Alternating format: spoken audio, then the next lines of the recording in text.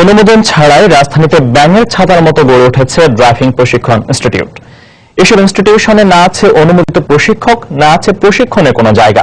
যোগাযোগ বিশেষজ্ঞরা বলছেন, কর্তৃপক্ষের অবহেলার কারণে এসব ইনস্টিটিউট মালিকরা প্রশিক্ষণের নামে হাতিয়ে নিচ্ছেন অর্থ। দায়সারা প্রশিক্ষণ দিয়ে অদক্ষদের গায়ে লাগিয়ে দিচ্ছেন চালকের তকমা। এতে কোনোভাবেই কমছে না সড়ক দুর্ঘটনা। বিষয়টি জেনে শুনেও নিজেদের দায় এড়াতে বরাবরের মতো বিআরটিএ বলছে নজরদারিতে রয়েছে তাদের। বিস্তারিত জুনায়েদ আল হাবিবের রিপোর্টে। ডাইনের টার্নিং নিতে গেলে ডাইন দিকের ইন্ডিকেটর দেওয়া লাগবে। লাইসেন্স নেই, শিক্ষা নেই, তবুও তিনি প্রশিক্ষক। নিজের একটি অবৈধ প্রশিক্ষণ ইনস্টিটিউটও রয়েছে তার। রাজধানীর ব্যস্ত সড়কে ফিটনেসবিহীন গাড়ি দিয়ে এভাবেই প্রতিনিয়ত প্রশিক্ষণ দেন তিনি। এতে ভালো অর্থ উপার্জন হয়, কিন্তু তার হাত ধরে কতজন ভালো চালক হয়েছেন সে প্রশ্নেই থমকে গেলেন। আমরা প্রশিক্ষণ দেই ঠিক আছে, কিন্তু আমরা একজন ক্লিয়ার ড্রাইভার, কিন্তু বিআরটিএর যে নিয়ম কানুন আছে এগুলা কিন্তু আমি তো ভালো কথা, আমার ওস্তাদও মনে হয় যে ভালো করে জানা। এরকম রাজধানীর অলিতে গলিতে গড়ে উঠেছে অসংখ্য ড্রাইভিং স্কুল। অনুমোদন না থাকলেও প্রশাসনকে ম্যানেজ করে ভালোই চলছে তাদের। সরকারি অনুমোদন লাগে, তবে আমি দিচ্ছি কাগজ, এখন আমারটা আসে না। সরকারের লোকজনটা আইসা ডিস্টার্ব করে, তারপর আমাদের ম্যানেজ করে নিতে হয় আর কি। কাগজপত্র এগুলো তো বের করতে হবে, করে দেখতে হবে যে আসলে ওদের শর্ত কি আছে। এই জিনিসগুলো আমাদের আছে, সব এই জিনিসটা মালিকের কাছে। যোগাযোগ বিশেষজ্ঞরা বলছেন, সড়ক দুর্ঘটনা কমাতে সরকারি প্রশিক্ষণ ইনস্টিটিউট বৃদ্ধির পাশাপাশি এসব অবৈধ ইনস্টিটিউট বন্ধে দ্রুত পদক্ষেপ নিতে হবে সরকারকে। ছোট্ট একটা ঘর যেখানে একটা গাড়ি রাখারও তাদের জায়গা নেই, অথচ একটা ছোট্ট ঘরে কিছু আপনার সাইন এন্ড সিগন্যাল দিয়ে লেখা থাকে ড্রাইভিং ট্রেনিং ইনস্টিটিউট। এগুলো দিয়ে আপনি প্রকৃত ড্রাইভার তৈরি করা খুব কষ্ট এবং আমার মনে হয় দুঃসাধ্য। দায় এড়িয়ে নিয়ন্ত্রণ সংস্থা বিআরটিএ বলছে তদারকি রয়েছে তাদের। যখনই কোনো এলাকায় এ ধরনের স্কুল সম্পর্কে অভিযোগ আমাদের কাছে আসে, আমাদের ম্যাজিস্ট্রেট যায়, সেখানে মামলা করে এবং তাদেরকে ফাইন ইত্যাদি জরিমানা যেটা করে সেটা আইনমতো তারা সেই ব্যবস্থা গ্রহণ করে। দেশের সড়ক প্রশাসকগুলো যেন পরিণত হয়েছে মৃত্যুর ফাঁদে। প্রতিদিনই কোথাও না কোথাও ঘটছে দুর্ঘটনা, বাড়ছে অনাকাঙ্ক্ষিত মৃত্যুর মিছিল। বাংলাদেশ প্রকৌশল বিশ্ববিদ্যালয় বুয়েটের এক জরিপ বলছে, এই দুর্ঘটনার 70% ঘটে অদক্ষ চালকের কারণে। তাই যোগাযোগ বিশেষজ্ঞরা বলছেন, দুর্ঘটনার মাত্রা কমাতে সবার আগে নজর দিতে হবে দক্ষ চালক তৈরির বিষয়ে। জুনায়েদ আল হাবিব, সময় সংবাদ, সাভার। নিষেধাজ্ঞার পর সিরাজগঞ্জে মহাসড়কে সিএনজি এবং ব্যাটারি চালিত অটোরিকশা চলাচল অনেকটা কমে আসলেও নতুন করে যোগ হয়েছে ব্যাটারি চালিত ভ্যান। জীবনের ঝুঁকি নিয়ে এসব ভ্যানে যাতায়াত করছেন যাত্রীরা। ব্যাটারি চালিত ভ্যান চলাচল বন্ধে পুলিশের তেমন কোনো ভূমিকা নেই বললেই চলে। বাড়ছে দুর্ঘটনার আশঙ্কা। রিঙ্কু কুণ্ডুর তথ্য ও অমৃত সেনের ছবি নিয়ে রিপোর্ট। প্রতিদিন জীবনের ঝুঁকি নিয়ে সিরাজগঞ্জের মহাসড়কগুলো বিভিন্ন স্থানে চলাচল করছে অবৈধ ব্যাটারি চালিত ভ্যান। সরকারি নিষেধাজ্ঞা জারির পর জেলার মহাসড়কগুলোর বিভিন্ন স্থানে সিএনজি এবং ব্যাটারি চালিত অটোরিকশা চলাচল অনেকটা কমে যায়। তবে নতুন করে যুক্ত হয়েছে অবৈধ ব্যাটারি চালিত ভ্যানের চলাচল। ঢাকা পাবনা ও ঢাকা বগুড়া মহাসড়কের সিরাজগঞ্জের হাটিকুমরুল মোড়, উল্লাপাড়া, শাহজাদপুর ঘুরকা, চান্দাইগোনা সহ বিভিন্ন স্থানে জীবনের ঝুঁকি নিয়ে চলাচল করছে এসব ভ্যান। দূরপাল্লার যানবাহনের চালকেরা বলছেন, এতে যান চলাচলে সমস্যার পাশাপাশি বাড়ছে দুর্ঘটনার আশঙ্কা। আর ভ্যান চালকেরা বলছেন, জীবিকার তাগিদে বাধ্য হচ্ছেন তারা। ব্রেকের মাপও জানে না, মানে কোন জায়গায় ঢুকে দিলে কি হবে সেটা বোঝে না, যার কারণে রাস্তায় সমস্যাগুলো দাঁড়ায়। তারা সাইড দিবার চায় না, তারপরে ডাইন বা বোঝে না, কখন কোন দিক ঢুকাই দেয়, খুব সমস্যা। চালায় গরিব মানুষ কি করে খামো, ভ্যান কিনে এলাছে, ভ্যান তো বেশ করে পারতেছে এই করে মান আছে, গরিব মানুষ আছে, না চালালে তো আর উপায় নাই। জেলা মোটর শ্রমিক ইউনিয়নের নেতা এ ব্যাপারে ব্যবস্থা নেওয়ার দাবি জানান। সরকারের কাছে দাবি যে ব্যাটারি চালিত গাড়িগুলা হাইওয়ে রোড থেকে বন্ধ করা হোক। মহাসড়কে অবৈধ এসব যান চলাচল বন্ধে প্রশাসনের অভিযান অব্যাহত রয়েছে বলে জানালেন হাইওয়ে থানা পুলিশের কর্মকর্তা। আমরা নিয়মিতভাবে এটা অভিযান অব্যাহত করেছি। এছাড়া তাদেরকে ধরে আমরা মোবাইল কোর্টের মাধ্যমে জরিমানা আদায় করে থাকি। সিরাজগঞ্জে মহাসড়কের বিভিন্ন স্থানে প্রায় 5000 অবৈধ ব্যাটারি চালিত ভ্যান চলাচল করে। রিঙ্কু কুণ্ডু, সময় সংবাদ, সিরাজগঞ্জ। সময় সংবাদে আরো থাকছে, গাইবান্ধার সুন্দরগঞ্জের এমপি লিটন হত্যায় জড়িত সন্দেহে জামায়াত নেতা সহ আটক আরো 5। প্রাথমিক জিজ্ঞাসাবাদ শেষে কাল তোলা হবে আদালতে।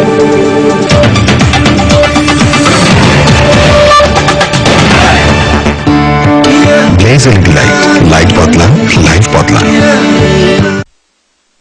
বাংলাদেশ নিউজিল্যান্ড টেস্ট সিরিজের খবর। ওয়েলিংটন টেস্টে রেকর্ডের পর রেকর্ড গড়েছে বাংলাদেশ। বেসিন রিজার্ভে নিউজিল্যান্ডের বিপক্ষে সিরিজের প্রথম টেস্টের দ্বিতীয় দিন শেষে বিশাল স্কোর গড়ল টাইগাররা। ক্যারিয়ারের প্রথম ডাবল সেঞ্চুরি তুলে নিয়েছেন অলরাউন্ডার সাকিব আল হাসান। সেঞ্চুরি দেখা পেয়েছেন অধিনায়ক মুশফিকুর রহিমও। যে কোনো জুটিতে দেশের হয়ে সর্বোচ্চ 359 রানের জুটি গড়েছেন দুজনেই। আর সাকিব মুশফিকের দুর্দান্ত পারফরমেন্সে দিন শেষে বাংলাদেশের সংগ্রহ 7 উইকেটে 542 রান। মোস্তাফিজুল হক আকাশের তোলা ছবিতে নিউজিল্যান্ড থেকে আরো জানাচ্ছেন হুমায়ুন কবির রোজ। দ্বিতীয় দিনে সুন্দর সকালের প্রত্যাশা ছিল সবার, কিন্তু শুরুতেই মিস্টার কোল মুমিনুলের উইকেট নিয়ে ভিন্ন কিছু ইঙ্গিত দেয় নিউজিল্যান্ড। তবে স্বাগতিকদের জানা ছিল না রঙিন পোশাকে জয় না পাওয়া আহত বাঘেরা সাদা পোশাকে এদিন কিউই পাখিদের ডানা ভেঙে দিবে। মুমিনুলের বিদায়ের পরপরই শুরু সাকিব মুশফিকময় গল্পের। ব্যাটিং গ্রামারে দারুণ সব শট প্রদর্শন করতে থাকা সাকিবের ওপর স্পটলাইটটা ছিল আলাদা করে। 71 রান করে ক্যারিয়ারে 3000 রানের ক্লাবে ঢুকে পড়েন সাকিব। এখানে শেষ না, অধিনায়ক মুশফিকের যোগ্য সঙ্গ নিয়ে 2 বছর পর চতুর্থবারের মতো সেঞ্চুরি উদযাপনে ব্যাট উঁচিয়ে ধরেন বাংলার জান সাকিব আল হাসান। মেঘের আগা জোছনার মতো নয়, ওয়েলিংটনের ক্রিকেট আকাশ ভেদ করে উজ্জ্বল ছড়িয়েছেন অধিনায়ক মুশফিকুর রহিমও। মাটি কামড়ে লড়াই করেছেন আপসহীন ব্যাটে, হাঁকিয়েছেন চতুর্থ টেস্ট সেঞ্চুরি। উদযাপনে বিশেষত্ব দিলেন তামিমের দেওয়া এই কয়েন দেখিয়ে। এরপর চলে গেল 2 সেশন, কিন্তু উইকেট নামক সোনার হরিণের দেখাই মিলছিল না নিউজিল্যান্ডের। তবেই বা কি করে এদিন যে সাকিব মুশফিকের মুগ্ধ বাংলাদেশ আর দগ্ধ নিউজিল্যান্ড। তাদের দুজনের ব্যাটিং এ তাসমান সাগরের সীমানাও ছাড়িয়েছে কিমিদের হতাশা। বোল্ট টিম সাউদিদের হতাশার সাগরে ভাসিয়ে তৃতীয় বাংলাদেশী হিসেবে ডাবল সেঞ্চুরি চূড়া ছুঁয়ে ফেলেন বাংলার জান সাকিব আল হাসান। সবকিছু দারুণ চলছিল, কিন্তু ব্যক্তিগত 159 রানে অধিনায়ক মুশফিক আউট হলে স্বস্তির হাসি ফোটে কিমিদের চোখে মুখে। তবে ততক্ষণে সাকিবের সাথে মুশি রচনা করেছেন ইতিহাস। বাংলাদেশের 16 বছরের টেস্ট ক্রিকেটে রেকর্ড 359 রানের জুটি গড়েন তারা। সঙ্গী হারিয়ে সাকিবও তাড়াতাড়ি ফিরেছেন প্যাভিলিয়নে। তবে তার ব্যক্তিগত 217 রান টেস্ট ক্রিকেটে বাংলাদেশের ব্যক্তিগত সর্বোচ্চ। দিন শেষে মিরাজ আউট হলেও স্কোর বোর্ড আরো সমৃদ্ধ করতে সাব্বির অপরাজিত আছেন 10 রান করে। ক্রিকেট বিষয়ে বেশ সুনাম থাকা কিউইদের পেস বোলিং ঝাঁজ বাংলাদেশের ব্যাটিং লাইন আপে মরিচে ফেলাতে পারেনি। উল্টো সাকিব মুশফিকের ব্যাটিং রসায়নে হতাশার সাগরে ভেসেছে নিউজিল্যান্ড।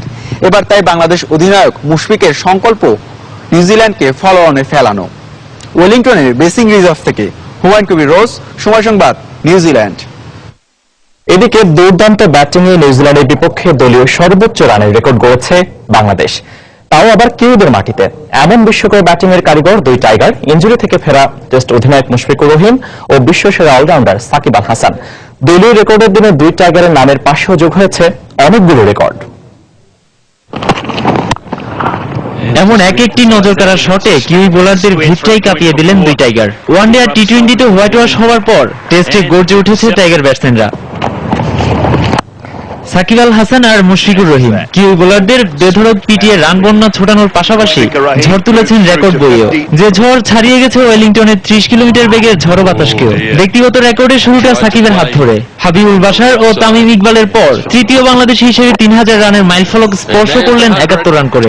এরপর নিউজিল্যান্ডের বিপক্ষে ক্যারিয়ারের প্রথম সেঞ্চুরিটা তুলে নেন অধিনায়ক মুশফিক। এর আগে আরো 3টি সেঞ্চুরির মালিক হলেও কিউইদের বিপক্ষে প্রথম সেঞ্চুরি দেখা পান তিনি। এরপর শুধুই নিজেদের ছাড়িয়ে দেওয়ার গল্প, যে গল্পে আছে সাকিব আল হাসানের প্রথম ডাবল সেঞ্চুরির ছোঁয়া। নিজের আগের ব্যক্তিগত সর্বোচ্চ 144কে ছাপিয়ে এদিন সাকিব যখন থামলেন, তখন তার নামের পাশে 217 রানের ঝলমলে ইনিংস, যেটি কিনা বাংলাদেশের পক্ষে সর্বোচ্চ ব্যক্তিগত ইনিংস। সাকিবের এত অর্জনের দিনে আন্তর্জাতিক রেকর্ড বুকেও নড়চড় হবে, তাই তো স্বাভাবিক। বিশ্বের 14তম অলরাউন্ডার হিসেবে টেস্ট ক্রিকেটে 3000 রান এবং 150 শতাধিক উইকেটের মালিক সাকিব আল হাসান। খুবই ভালো লাগছে এবং অবশ্যই এটা আমার মনে হয় এখন পর্যন্ত ডেফিনেটলি, কারণ ওয়াসিসে এবং এগেইনস্ট নিউজিল্যান্ড এবং এই মাঠে অবশ্যই একটা রেকর্ড। আমাদের দুজনেরই দায়িত্ব ছিল, স্পেশালি আমরা যেহেতু এতগুলো টেস্ট খেলছি, দুজনেরই দায়িত্ব আছে যে দলের প্রয়োজনের টাইমে যত বেশি পারা যায় কন্ট্রিবিউট করা, তো সেটাই আসলে চেষ্টা থাকে। নিউজিল্যান্ডের মাটিতে বাংলাদেশকে আগে সব টেস্টেই হারতে হয়েছে ইনিংস ব্যবধানে। এমন রেকর্ডের দিনে আর প্রথম ইনিংসের পাহাড় সময় স্কোরে সেই দুঃসহ স্মৃতি কাটিয়েছে টাইগাররা। দেশবাসী এখন জয়ের স্বপ্নে বিভোর। নোমান আব্দুল্লাহ, সময় সংবাদ। দেখছেন সময় সংবাদ। দুরন্ত বাইসাইকেল, উড়ে চলো দুরন্ত গতিতে। বিপুল জনসমর্থন নিয়ে বিগত নির্বাচনে ক্ষমতায় আসার কথা বলে প্রধানমন্ত্রী জাতিকে বিভ্রান্ত করেছেন বলে মন্তব্য করেছেন বিএনপির মহাসচিব মির্জা ফখরুল ইসলাম আলমগীর। 8 বছরের উন্নয়ন নিয়ে প্রধানমন্ত্রীর বক্তব্য সঠিক নয় বলে মন্তব্য করে মির্জা ফখরুল বলেন, উন্নয়নের কথা বলে সরকার জনগণকে বিভ্রান্ত করছে। বিপুল ম্যান্ডেট নিয়ে 2014 5 জানুয়ারি 10ম জাতীয় সংসদ নির্বাচনে জয়ী হয়ে সরকার গঠনের কথা বলেছেন, যা সঠিক নয়। দেশবাসীর গণতান্ত্রিক অধিকার হরণ করে উন্নয়নের নামে বর্তমান সরকার জনগণকে বিভ্রান্ত করছে। জনগণ তাদের ভোটাধিকার প্রয়োগ করতে পারছে না, বাক ও ব্যক্তি স্বাধীনতা লুণ্ঠিত, আইনের শাসন অনুপস্থিত, মানুষের জীবনের নিরাপত্তা নেই, দেশে এখন স্বাভাবিক মৃত্যুর কোনো গ্যারান্টি নেই। দেশবাসীর প্রত্যাশা ছিল প্রধানমন্ত্রী তার ভাষণে এই সংকটগুলো নিরসন চিহ্নিত করবেন এবং তার নিরসনের পথের সন্ধান দেবেন। তিনি তা না করে রাজনৈতিক দলগুলোকে শুধুমাত্র নির্বাচনে অংশগ্রহণ করতে বলেছেন। আমরা তো নির্বাচনে অংশ নিতে চাই, কারণ আমরা বিশ্বাস করি অবাধ, সুষ্ঠু ও নিরপেক্ষ নির্বাচনের মাধ্যমেই জনগণের প্রতিনিধিত্বশীল সরকার প্রতিষ্ঠা করা যেতে পারে। এদিকে আওয়ামী লীগের সাধারণ সম্পাদক ওবায়দুল কাদের বলেছেন, দেশ নয় বিএনপি এখন সংকটে রয়েছে, তাই তারা জাতির উদ্দেশ্যে দেয়া প্রধানমন্ত্রীর ভাষণে হতাশ। সকালে ধানমন্ডিতে শীতবস্ত্র বিতরণ শেষে তিনি একথা বলেন। তিনি বলেন, আগামী জাতীয় নির্বাচন সংবিধান অনুযায়ী হবে। দেশের কোথাও রাস্তা বন্ধ করে কোন দলকে সভা সমাবেশ করতে দেওয়া হবে না বলেও জানান তিনি। উন্নয়নের এমন কোন শাখা নেই যা নিয়ে তিনি বক্তব্য রাখেননি। সাধারণ মানুষ খুব খুশি, বিএনপির সাধারণ সমর্থকরাও তাদের আনন্দ এবং প্রধানমন্ত্রীর ভাষণে তাদের সন্তোষ তারা প্রকাশ্যে করেছে। সংকটে আছে বিএনপি, দেশ সংকটে নেই। সমঝোতা সব কিছুই হবে সংবিধান অনুযায়ী। সংবাদে আরো থাকছে, সাপ্তাহিক ছুটির দিনে ভিড় বেড়েছে ঢাকা আন্তর্জাতিক বাণিজ্য মেলায়, বিক্রি বাড়ার প্রত্যাশা।